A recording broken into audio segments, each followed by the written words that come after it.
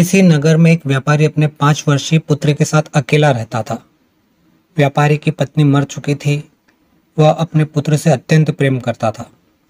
एक बार जब वह व्यापार के काम से किसी दूसरे नगर गया हुआ था, तब उसके नगर पर डाकुओं ने धावा बोला। डाकुओं ने पूरे नगर को जलाकर नष्ट कर दिया और व्यापारी के बेटे को अपने साथ ले गए। व्यापारी ने लौटने पर पूरे नगर को नष्ट पाया। अपने पुत्र की खोज में वह पागल हो गया। एक बालक के जले हुए शव को अपना पुत्र समझकर वह घोर विलाप करता रहा।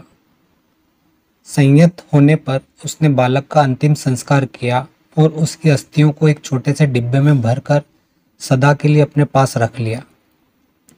कुछ समय बाद व्यापारी का पुत्र डाकुओं के चंगुल से भाग निकला और उसने अपने घर का रास्ता पकड़ा।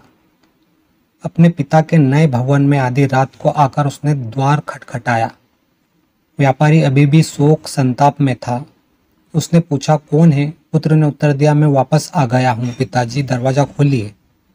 अपनी विचित्र मनोदशा में तो व्यापारी अपने पुत्र को मृत मानकर उसका अंतिम संस्कार कर चुका था। उसे लगा कि कोई दूसरा लड़का उसका मजाक उड़ाने और उसे परेशान करने के लिए आया है।